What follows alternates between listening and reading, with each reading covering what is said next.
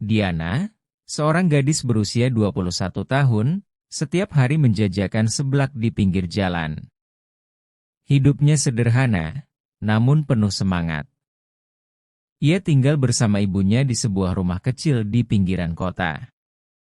Meski hidup dalam keterbatasan, Diana tak pernah mengeluh.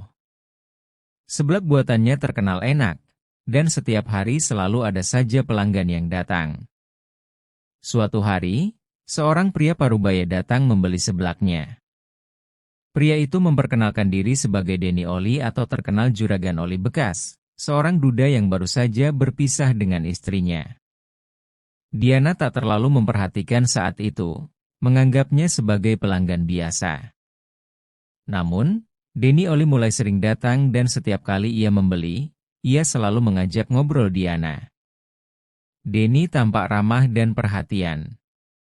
Ia sering memberi Diana pujian atas rasa seblak yang enak. Lambat laun, mereka semakin dekat.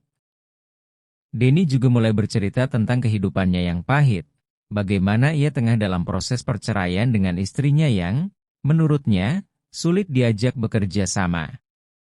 Diana yang lugu percaya saja dengan setiap cerita yang disampaikan oleh Denny. Meskipun perbedaan usia mereka cukup jauh, Diana merasa nyaman berbicara dengan Denny. Perlahan-lahan, ia mulai jatuh hati pada pria itu. Ia merasa Denny adalah sosok pria yang dewasa, bertanggung jawab, dan mampu memberikan rasa aman yang tak pernah ia rasakan sebelumnya. Hubungan mereka semakin intens. Denny sering mengajak Diana keluar untuk makan malam atau sekedar berjalan-jalan. Diana merasa diperlakukan seperti seorang ratu. Ia percaya bahwa Denny benar-benar mencintainya dan ingin membangun masa depan bersama. Namun, suatu malam, setelah mereka menghabiskan waktu bersama, Denny mengajak Diana ke apartemennya. Dengan suasana yang romantis, Denny membujuk Diana untuk lebih dari sekadar jalan-jalan. Meski ragu, Diana akhirnya menyerah pada rayuan Denny. Mereka pun melakukan hubungan layaknya suami istri. Diana tidak menyangka bahwa hubungannya dengan Denny akan sedekat itu. Ia berpikir bahwa setelah malam itu, mereka akan segera menikah. Denny berjanji akan segera meresmikan perceraian dengan istrinya dan membawa Diana sebagai istri yang sah. Diana merasa semuanya berjalan sesuai harapannya. Beberapa minggu berlalu, Diana mulai merasakan perubahan dalam tubuhnya. Ia terlambat datang bulan dan mulai merasa mual-mual. Ia curiga, jangan-jangan ia hamil. Perasaannya campur aduk. Di satu sisi ia bahagia, tapi di sisi lain ia khawatir bagaimana nanti jika Denny belum juga menyelesaikan urusan perceraian dengan istrinya. Ketika Diana memberitahu Denny bahwa ia mungkin hamil, Denny tampak terkejut. Meski demikian, ia berusaha menenangkan Diana dengan janji-janji manis. Tenang saja, sayang. Aku akan segera cerai dan menikahimu. Anak kita akan lahir di tengah keluarga yang bahagia, ia ucap Denny sambil memeluk Diana. Waktu terus berlalu, namun Denny tampaknya tak kunjung menyelesaikan perceraian dengan istrinya.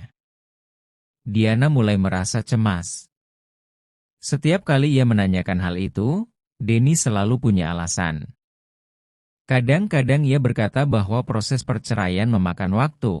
Kadang ia berkata bahwa istrinya yang tak mau bekerja sama.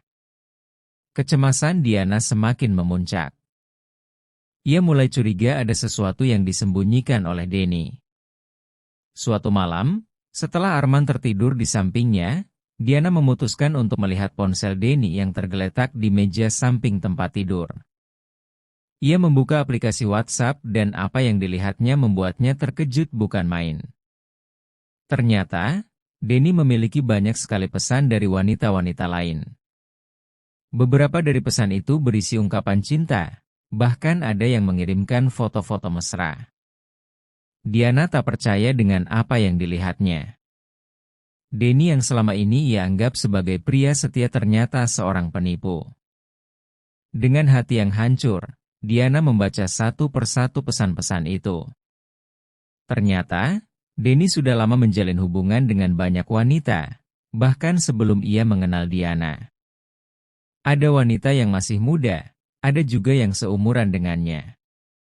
Beberapa dari mereka bahkan tampak lebih akrab dan mesra dibandingkan hubungannya dengan Denny. Diana tak sanggup lagi menahan tangis. Ia merasa dipermainkan dan dikhianati.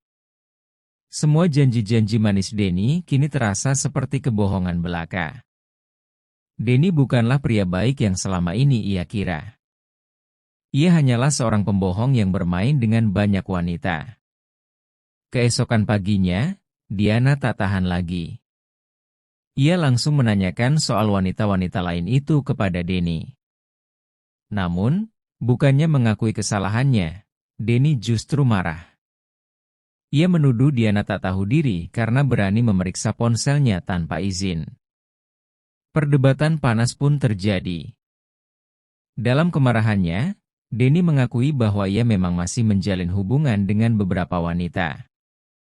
Namun, ia berdalih bahwa semua itu hanya untuk kesenangan sementara, dan bahwa Diana adalah satu-satunya wanita yang ia cintai. Mereka tidak berarti apa-apa bagiku, ucap Denny dengan dingin. Diana merasa muak. Ia tak bisa menerima penjelasan Denny yang menurutnya hanya omong kosong. Dengan hati yang terluka, ia memutuskan untuk meninggalkan Denny. Namun, masalahnya tak berhenti di situ. Diana kini hamil dengan anak Denny, dan ia tak tahu harus bagaimana. Setelah perpisahan itu, Diana merasa hidupnya hancur. Ia harus menghadapi kehamilan seorang diri. Ibunya mulai curiga melihat perubahan pada tubuh Diana, namun Diana belum siap untuk bercerita. Ia takut ibunya akan kecewa atau marah jika mengetahui apa yang terjadi. Diana pun memutuskan untuk pergi ke dokter kandungan sendirian. Dokter mengonfirmasi bahwa ia memang hamil. Meski senang karena akan menjadi ibu, Diana merasa berat menjalani kehamilan ini tanpa dukungan dari ayah si bayi.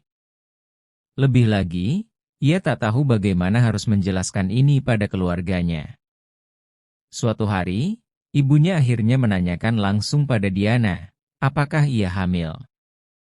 Diana yang tak sanggup lagi menyembunyikan kenyataan pun akhirnya mengakui semuanya. Ibunya terkejut dan marah, namun setelah mendengar cerita lengkap dari Diana, ia hanya bisa menangis. Ibunya Diana merasa sangat terpukul mengetahui anak gadisnya dihamili oleh seorang duda yang belum cerai. Apalagi mengetahui fakta bahwa Denny adalah seorang penipu yang menjalin hubungan dengan banyak wanita. Meski marah dan kecewa, sebagai seorang ibu, ia tetap memeluk Diana. Ia tahu ini bukan saatnya untuk memperburuk keadaan. Kita akan melewati ini bersama, nak, ujar ibunya dengan suara serak. Diana merasa sedikit lega karena ibunya tidak mengusirnya atau memperlakukannya dengan buruk. Namun, bayangan tentang masa depannya masih terasa sangat suram. Bagaimana ia bisa membesarkan anak ini sendirian? Bagaimana ia akan menata hidupnya kembali setelah ditinggalkan oleh Denny yang seharusnya menjadi penopang hidup mereka? Meski hati Diana masih hancur, ia mencoba untuk kembali bekerja menjual seblak di pinggir jalan. Pelanggannya masih banyak yang datang, namun beberapa dari mereka mulai bertanya-tanya mengapa Diana terlihat lebih lesu dan tidak seceria biasanya. Diana hanya tersenyum dan menjawab singkat setiap pertanyaan yang diajukan kepadanya. Denny tidak pernah lagi muncul di hadapan Diana setelah pertengkaran besar mereka. Pada awalnya, Diana berharap Denny akan datang untuk memperbaiki semuanya. Namun setelah berminggu-minggu tanpa kabar, ia menyadari bahwa Denny memang telah meninggalkannya. Rasa sakit di hatinya semakin mendalam setiap kali ia berpikir tentang hal itu. Suatu malam, Diana memutuskan untuk mencari tahu lebih lanjut tentang Denny. Ia membuka media sosialnya dan menemukan bahwa Denny masih aktif. Betapa terkejutnya Diana ketika melihat bahwa Denny seringkali memposting foto-foto dengan wanita-wanita berbeda.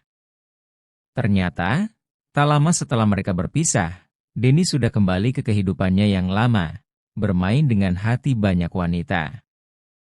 Diana merasa amarahnya semakin memuncak. Bukan hanya karena Denny meninggalkannya, tapi juga karena ia merasa ditipu habis-habisan. Segala janji manis Denny selama ini hanyalah kebohongan. Ia bahkan curiga bahwa proses perceraian yang dikatakan Denny selama ini mungkin hanyalah rekayasa untuk memperdayainya. Sementara itu, kondisi kehamilan Diana semakin membesar. Ia mulai merasakan perubahan fisiknya dengan lebih intens. Kadang ia merasa mual di pagi hari, dan di lain waktu, tubuhnya terasa sangat lelah. Namun ia mencoba bertahan, berpegang pada harapan bahwa suatu hari nanti, ia akan melahirkan seorang anak yang akan menjadi penghiburnya. Ibu Diana pun semakin terlibat dalam kesehariannya. Sang ibu membantu menjaga Diana dan memastikan bahwa Diana mendapatkan nutrisi yang cukup untuk kehamilannya. Meski awalnya kecewa, ibunya sadar bahwa saat ini, Diana membutuhkan dukungan penuh darinya. Tak jarang, mereka berdua menangis bersama, merenungi nasib yang harus dihadapi. Meskipun Diana mencoba untuk melupakan Denny, namun setiap malam, ia masih sering memikirkan pria itu. Perasaan cinta yang dulu begitu kuat kini bercampur dengan kebencian dan rasa sakit yang mendalam. Ia berusaha keras untuk tidak membiarkan pikirannya terjebak dalam kenangan bersama Denny, namun itu tidak mudah. Suatu hari, Diana bertemu dengan seorang teman lama, Sinta, yang dulu sering datang membeli seblaknya.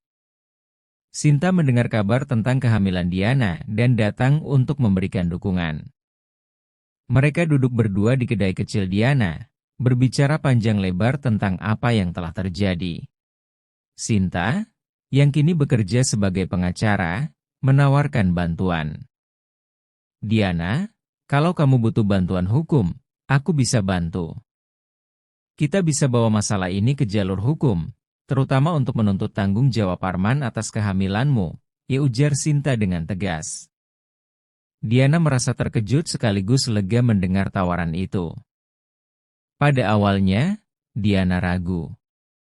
Ia merasa lelah secara emosional dan tidak yakin ingin memperpanjang masalah ini dengan membawa Denny ke jalur hukum. Namun, setelah berpikir matang-matang, ia merasa bahwa ini mungkin satu-satunya cara untuk mendapatkan keadilan, terutama demi masa depan anaknya.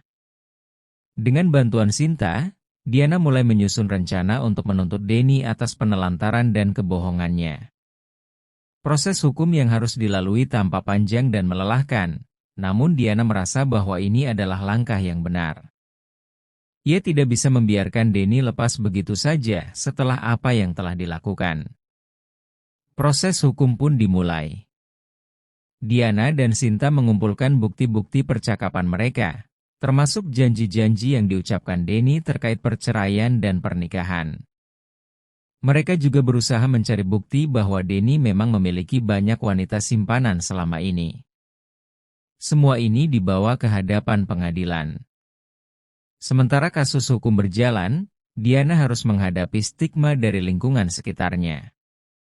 Beberapa orang mulai bergosip tentang kehamilannya tanpa suami, dan beberapa pelanggan tetap seblaknya mulai menjauh. Namun, ada juga yang tetap mendukungnya. Beberapa tetangga dan teman dekat sering datang untuk memberikan semangat.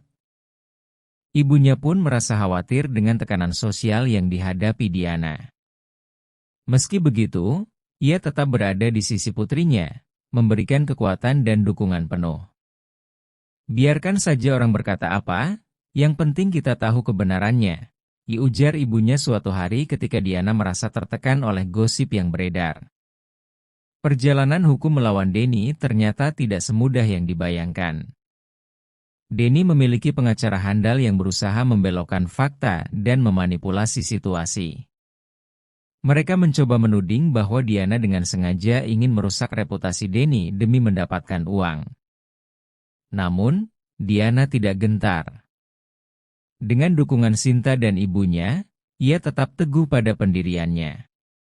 Setiap sidang terasa melelahkan, Namun Diana bertekad untuk memperjuangkan haknya dan anaknya yang akan segera lahir.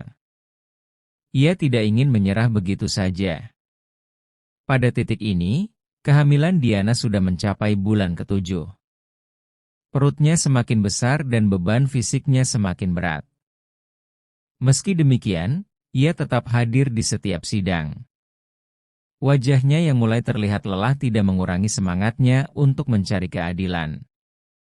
Suatu hari di tengah persidangan, Denny tiba-tiba datang menemui Diana di luar ruang sidang. "Diana, aku minta maaf," ia ucap Denny dengan nada yang terdengar tulus. Namun, Diana sudah tahu bahwa kata-kata itu tidak lebih dari sekadar usaha untuk menyelamatkan dirinya. Denny melanjutkan permintaannya, mencoba membujuk Diana agar menyelesaikan masalah ini secara damai di luar pengadilan. "Kita bisa selesaikan ini baik-baik, tanpa harus ribut di depan umum. Aku akan bertanggung jawab, tapi tolong hentikan proses hukum ini," katanya. Diana menatapnya dengan dingin. Ia sudah terlalu terluka dan tidak ingin jatuh lagi ke dalam jebakan Denny. Diana merasa muak dengan semua janji-janji palsu Denny. Dengan tegas, ia menolak tawaran itu. "Aku tidak butuh kata-kata manis lagi, Denny. Yang aku butuhkan adalah keadilan untuk anakku dan diriku sendiri," jawab Diana sambil berjalan pergi meninggalkan Denny yang tampak marah dan putus asa. Setelah kejadian itu, Denny semakin memperkeras usahanya untuk menghindari tanggung jawab. Ia mencoba menggunakan pengaruhnya untuk mempersulit Diana di pengadilan. Namun, dengan bukti-bukti kuat yang telah dikumpulkan oleh Sinta, pengacara Diana, mereka tetap memiliki peluang besar untuk memenangkan kasus ini. Pada persidangan berikutnya, Sinta dengan tegas memaparkan bukti-bukti percakapan dan janji-janji Denny kepada Diana. Semua bukti yang dihadirkan tidak bisa dibantah oleh pihak Denny. Meski Denny dan pengacaranya mencoba menyudutkan Diana, mereka tidak bisa menutupi kebenaran yang telah terungkap. Seiring dengan berjalannya proses hukum, kehamilan Diana semakin mendekati masa persalinan. Di bulan ke-8, ia mulai merasakan kontraksi-kontraksi kecil. Dokter yang memeriksa keadaannya menyarankan agar Diana lebih banyak beristirahat. Namun Diana masih bertekad untuk menghadiri sidang hingga kasus ini selesai. Pada sidang penentuan, hakim memutuskan bahwa Denny harus bertanggung jawab atas kehamilan Diana dan memberikan dukungan finansial kepada anak yang akan lahir. Meskipun tidak sempurna, keputusan ini sedikit memberi kelegaan bagi Diana. Ia akhirnya berhasil memenangkan kasus ini. Diana merasa campur aduk. Di satu sisi, ia merasa lega karena akhirnya mendapatkan keadilan. Namun di sisi lain, ia tahu bahwa hidupnya sebagai ibu tunggal tidak akan mudah. Namun, ia yakin bisa melalui semuanya dengan dukungan dari ibunya dan orang-orang yang masih setia mendampinginya. Beberapa minggu setelah keputusan pengadilan, Diana melahirkan seorang bayi laki-laki yang sehat. Tangisan pertama anaknya menggugah perasaan campur aduk di dalam hati Diana. Di balik semua kesulitan yang ia hadapi, bayi ini adalah simbol harapan baru dalam hidupnya. Ia menamai anaknya Yuda, yang berarti "J besar" di dalam bahasa Arab, berharap bahwa anak ini kelak akan menjadi kekuatannya. Diana merasa bahwa hidupnya kini memasuki babak baru. Meskipun tantangan masih terus menghadangnya, terutama sebagai seorang ibu tunggal yang harus bekerja untuk memenuhi kebutuhan bayi, ia tidak lagi merasa takut. Yuda menjadi sumber kebahagiaannya, dan setiap hari ia bertekad untuk memberikan yang terbaik bagi anaknya. Meski masa lalu dengan Denny masih membekas di hatinya, Diana kini lebih kuat dan tegar. Ia telah belajar dari pengalamannya, bahwa tidak semua cinta itu tulus dan tidak semua orang bisa dipercaya. Dengan bayi kecilnya dipelukan, Diana berjanji pada dirinya sendiri untuk membangun masa depan yang lebih baik, penuh kasih sayang dan tanpa kebohongan. Hidupnya masih panjang, dan ia siap menata semuanya kembali, demi dirinya dan Yuda.